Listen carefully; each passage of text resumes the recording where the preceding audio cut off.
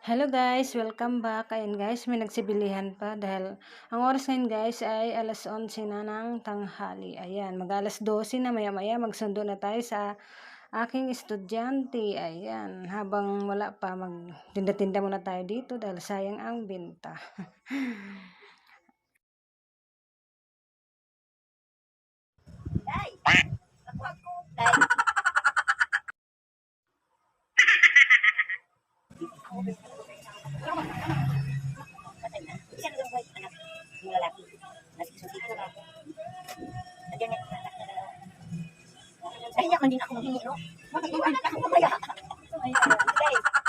Ayun, umalis na yung tumer kong madaldal, si nanay guys.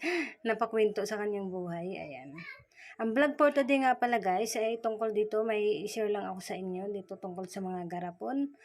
Nagtanong si Kasari kung saan ko daw nabili, kaya abangan nyo yan guys. Keep on watching lang kayo guys. Saka panoorin nyo guys hanggang dulo para malaman nyo kung ano ang mga ginagawa ng tindera pagtanghali.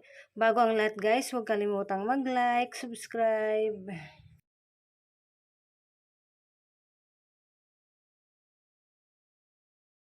Ayan guys, ilapit ko lang. Maganda talaga siya guys kasi marami siyang mailagay pag lagyan mo ng mga candy.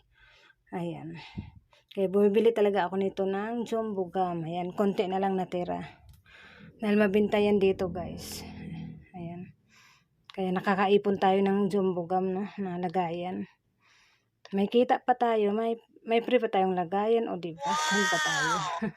Pwede pa natin lagyan yan, magre-repack tayo ng mga asin, asukal or ano pa dyan, no, diba? Magagamit natin, mapakinabangan pa natin. Kaya yan, ang ganda. Marami siyang mailagay guys. Saka di siya basta-basta na sisira guys dahil matibay siya, makapal yung takip niya. Kaya yan, nagustuhan ko talaga siya. O, diba?